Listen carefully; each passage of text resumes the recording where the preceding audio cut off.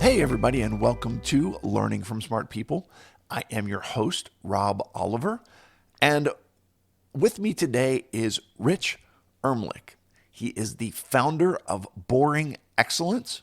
He helps leaders build simple, stable, and scalable business systems that reduce chaos and create sustainable, boring excellence, both in business and in life. Rich, welcome to the podcast. Happy to be here. Thanks for bringing me on. Absolutely. So, your specialty kind of is business systems for life. Can you kind of give me a definition of what that means and kind of where you come from and what brings you in as an expert on the topic? Sure, absolutely. I'll go in reverse order on the questions. How I got here, I started out, grew up in a little port town south of Pittsburgh, ended up working in a factory for 25 years because I didn't have any enough self-esteem or whatever to get into college and develop myself at that point. So that gave me a good understanding of what it's like to work in a toxic culture, what it's like to work on out in the floor, out on the front lines. Got tired of that, finally decided to start applying myself, and I happened upon the parent company offered some green belt classes for something called Lean Six Sigma. I worked through green belt, through black belt, and I got instantly hooked.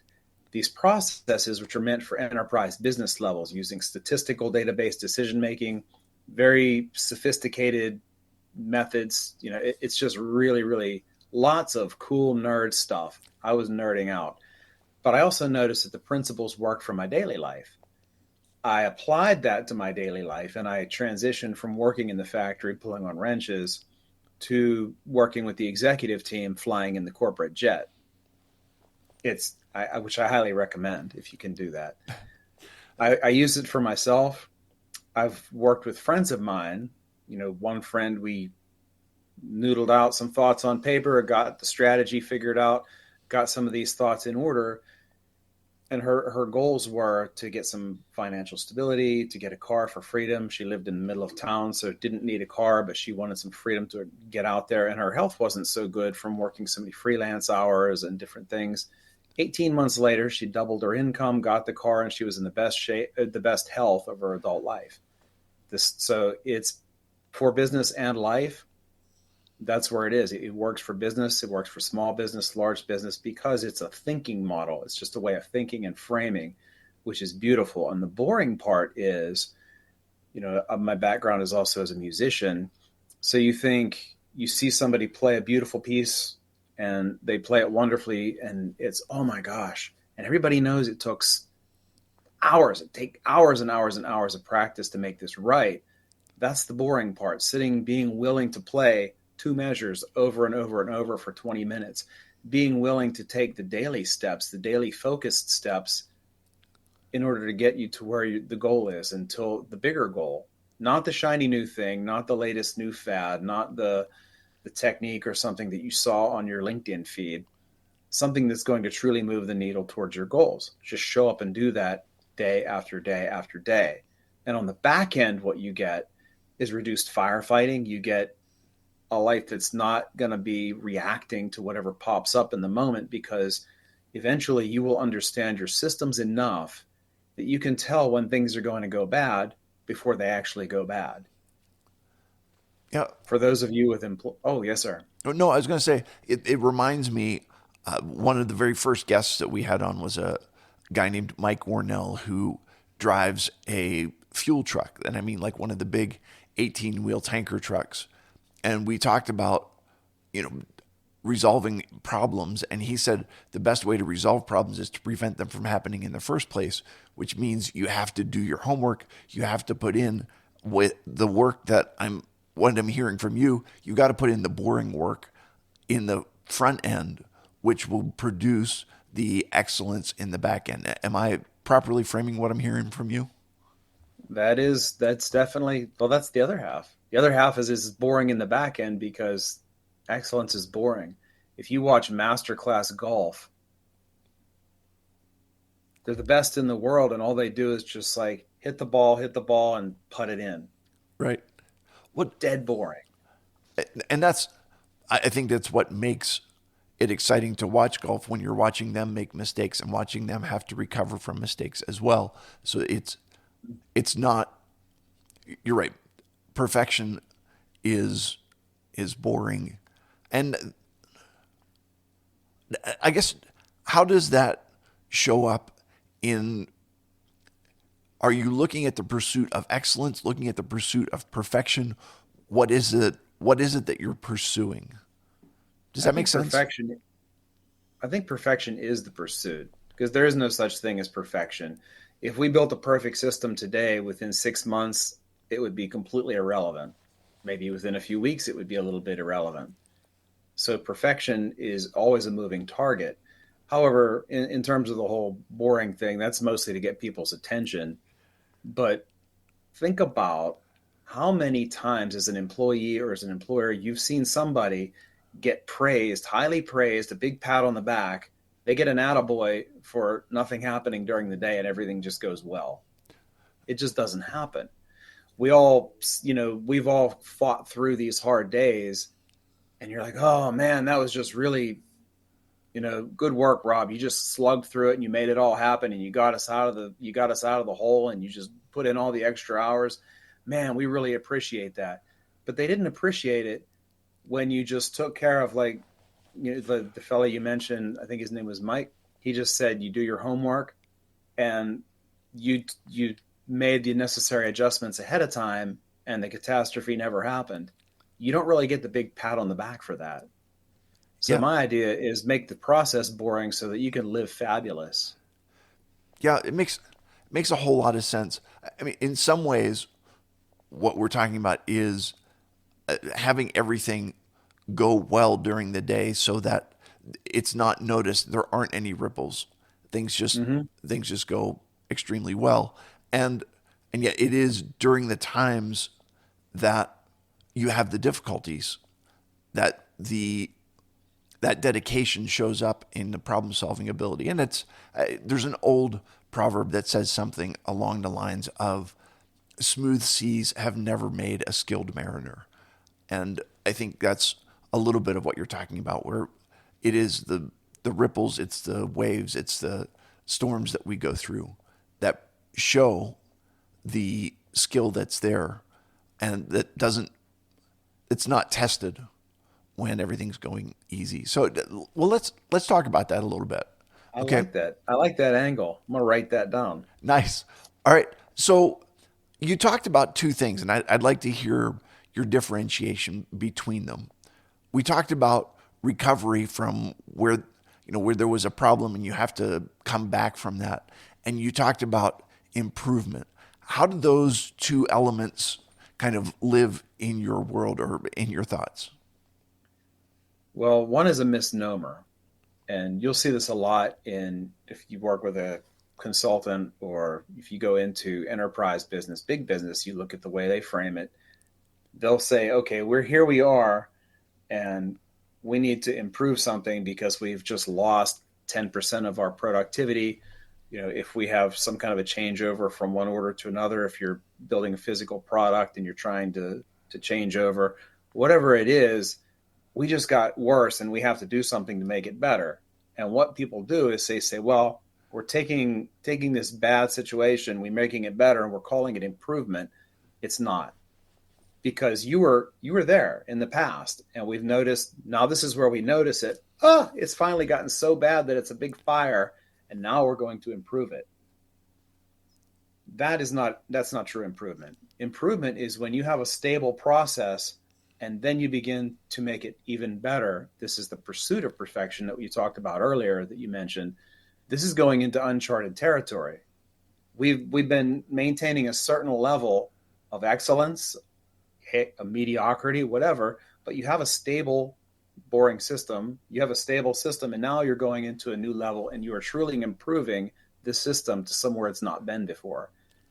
And that's a really core distinction. It doesn't take a whole lot to, once you see it, it's like, oh, okay, that's simple, but that's pretty foundational to understand the difference. Am I fixing a problem because we've slipped from a previous state, or am I truly improving going into new territory?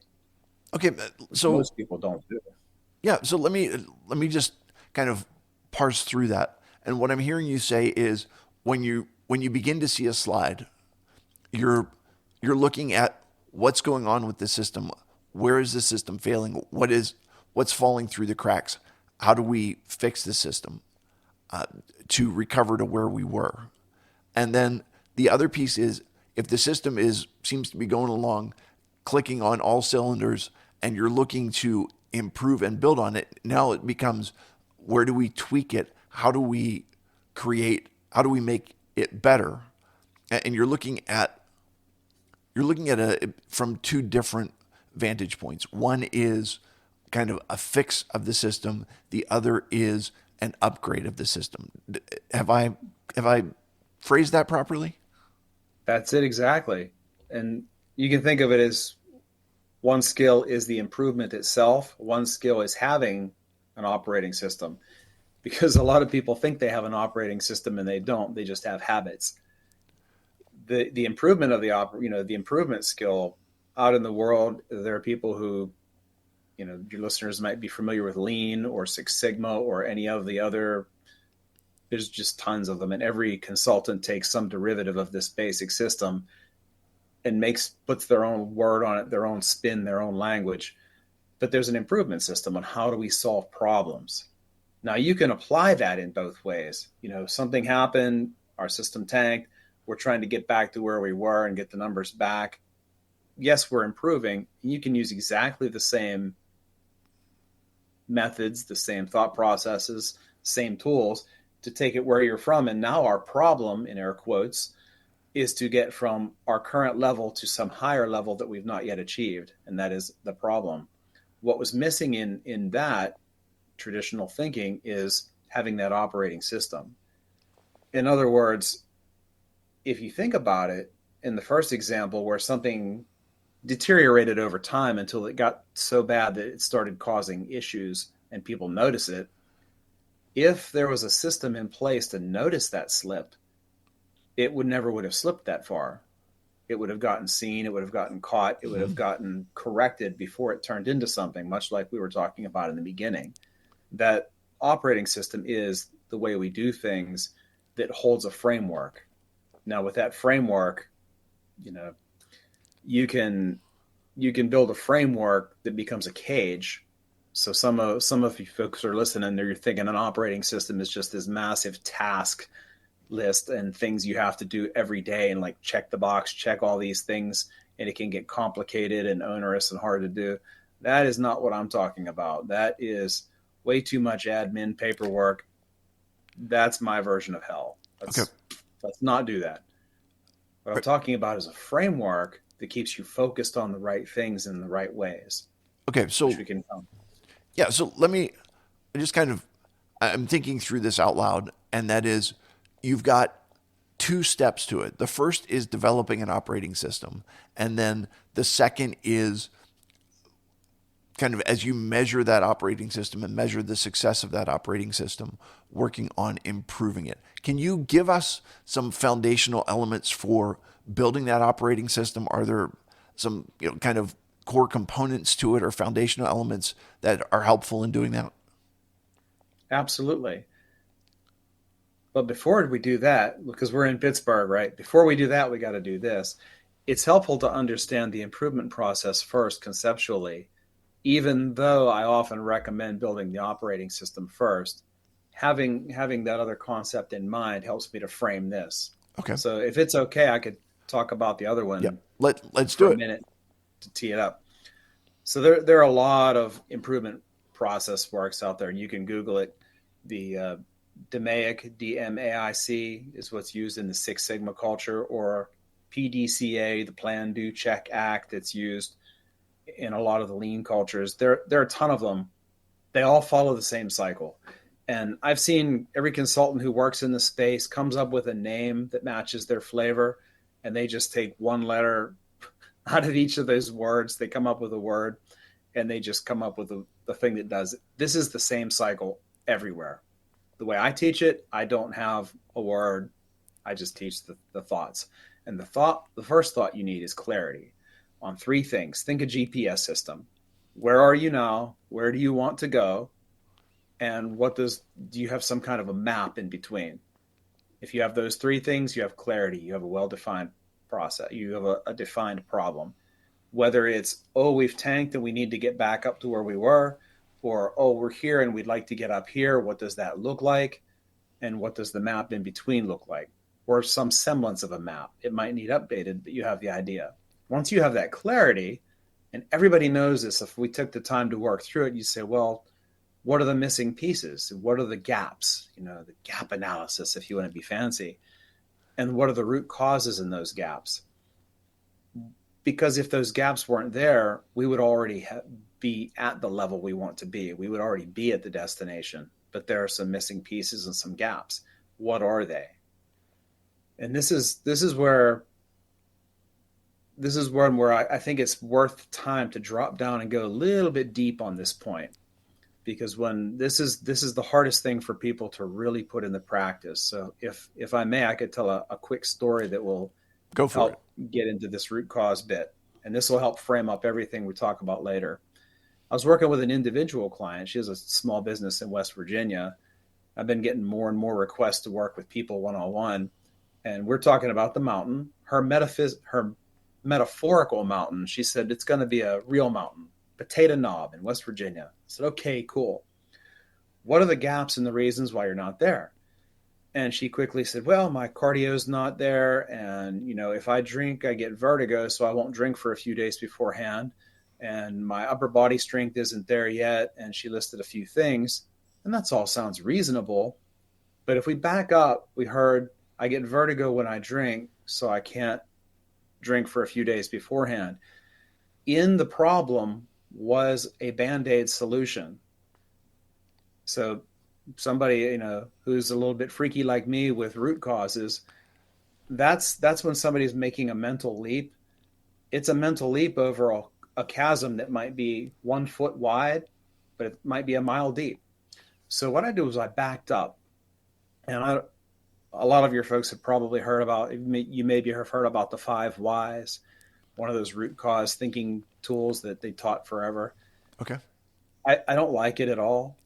The idea is to say, well, you ask why 5 times. Well, why did that happen? Well, okay, cool. Why did that happen? Cool. Why did that happen?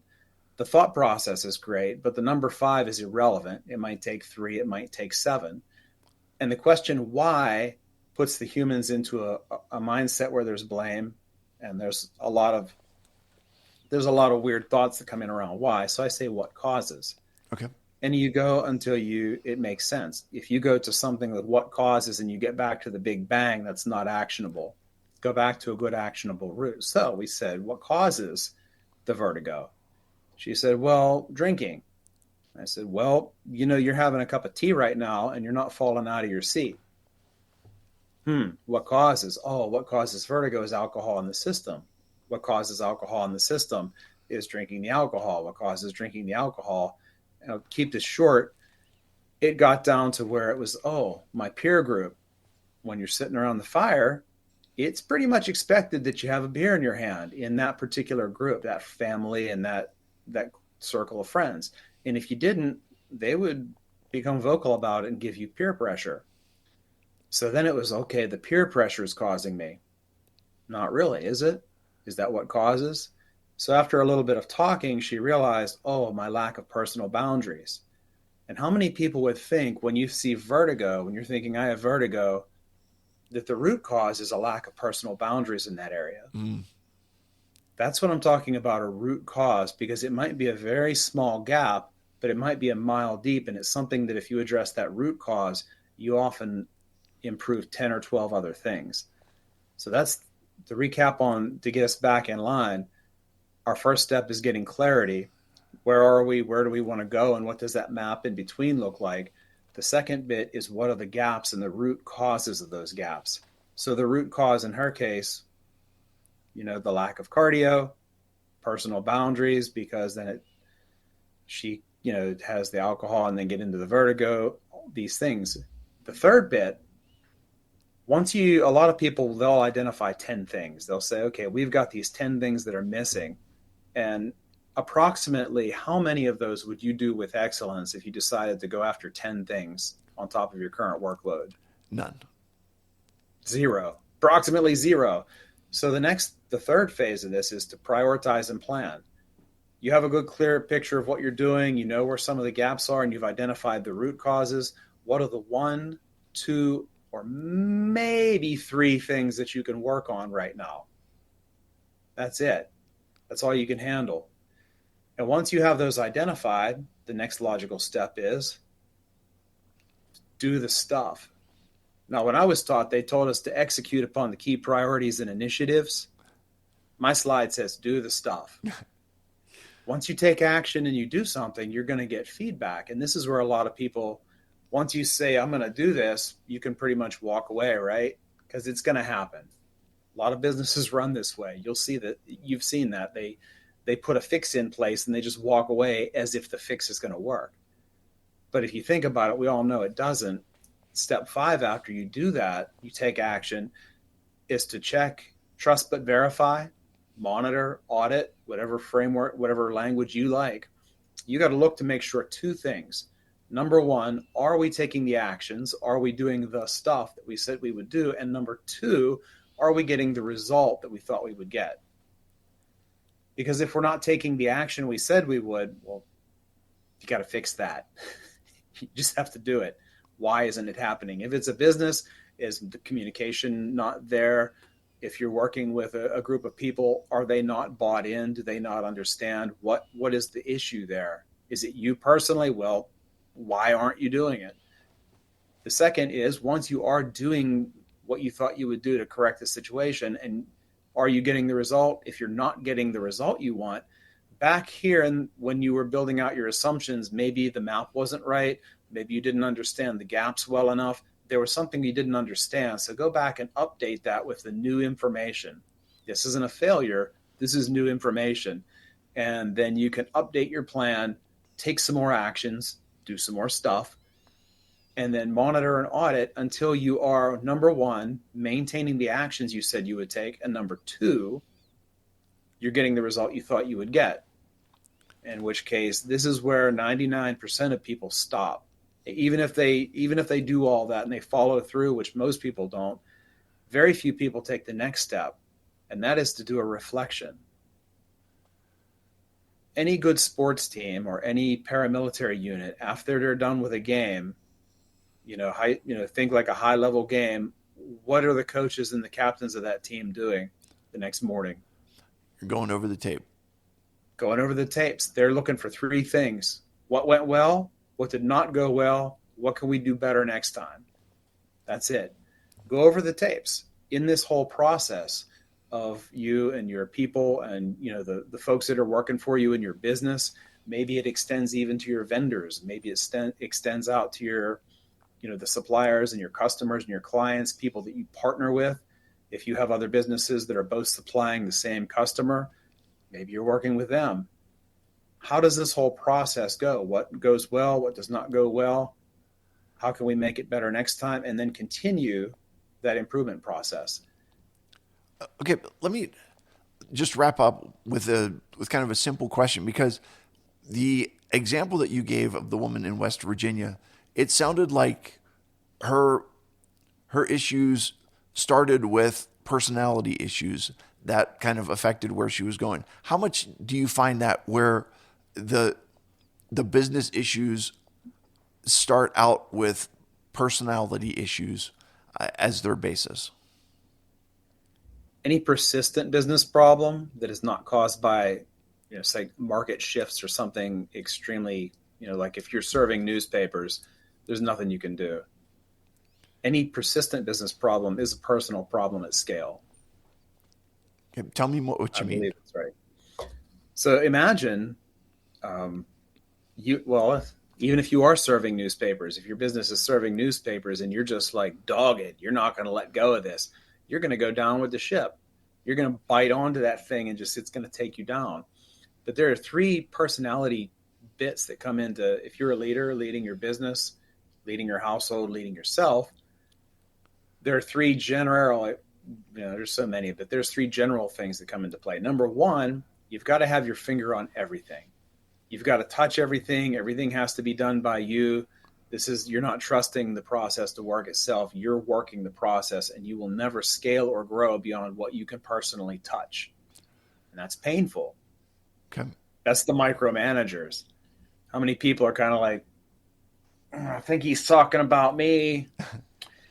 If he's talking about you, if you think like, oh, I'm talking about you, you'll love what I have to say next about this process. I'll give you 5 bits. The other thing is, some people are so worried about making mistakes. Maybe they grew up in a lack mindset, and this was something I had to overcome. Whatever it is, you're afraid to make a mistake. So that idea of fixing something to get back to where it used to be is fine. But the idea of taking a system up to a level that you've not been before, that comes with a risk of doing it wrong. And people are so afraid of making mistakes that they can't get over the chasm. Even if the gap is sometimes only 2 inches wide, they can't cross it. And they're afraid to make the move. So improvement with them is painfully slow. And the third thing is the people who say yes to too much. This is where I tend to screw up. I say yes to everything. Can you do this, Rich? Yes, absolutely. I can do that. I act as if I have, 52 hours a day.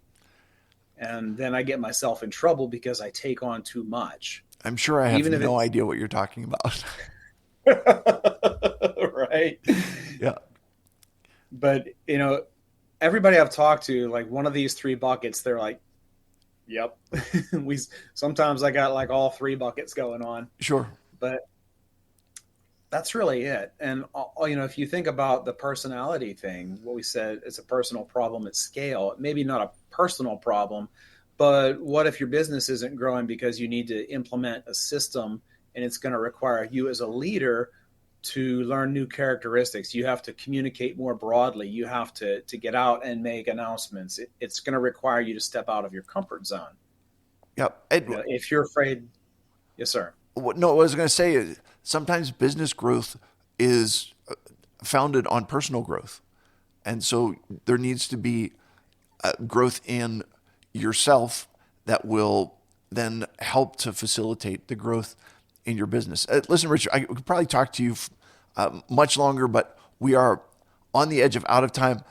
I understand you've got 2 things that you've offered, one of which I am happy to announce, and that is you've offered 2 bullet sessions where someone can get a half hour with you to kind of hone things down. And I'm going to offer those to the first 2 people who comment on this episode in LinkedIn.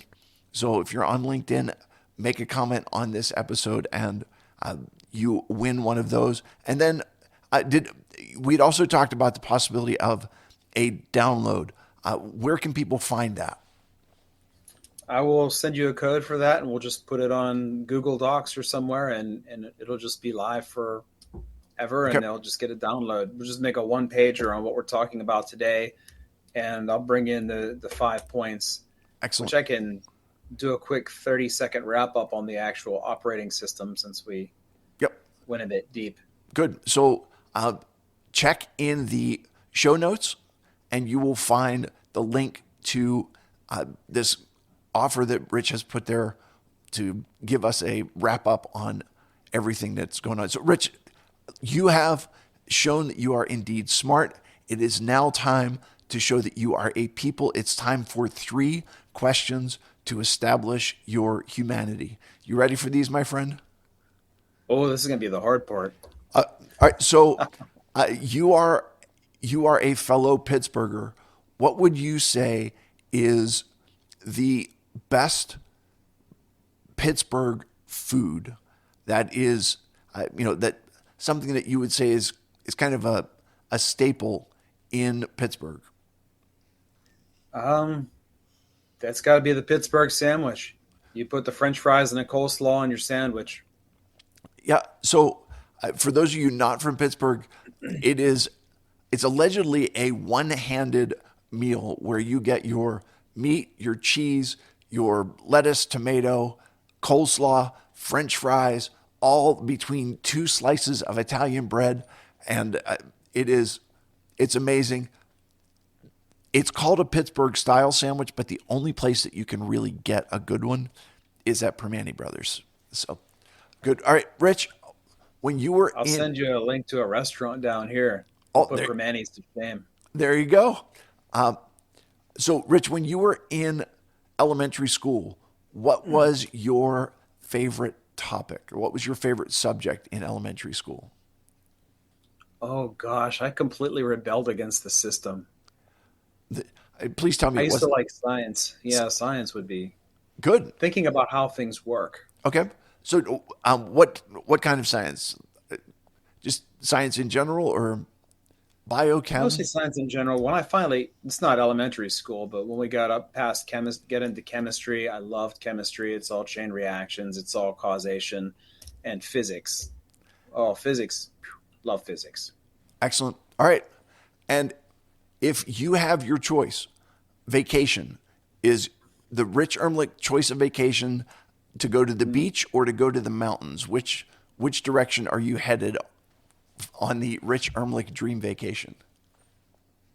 You cut out right after you said beach. There you go. Any particular beach? I think I'm cutting out. Okay. Definitely not the beach, but whatever you Okay. said that's the other alternative, So, that's the one I'm taking. okay, I'll ask the question again then. Rich Ermlick choice of vacation. Go to the mountains or go to the beach? Mountains. And any particular mountains? The taller, the better. Nice. Fantastic. Well, Rich, thank you so much for being here. You are indeed a smart person. For all of my guests, I appreciate you being here. I will remind you, when you stop learning, you stop living. Have a great day, everybody.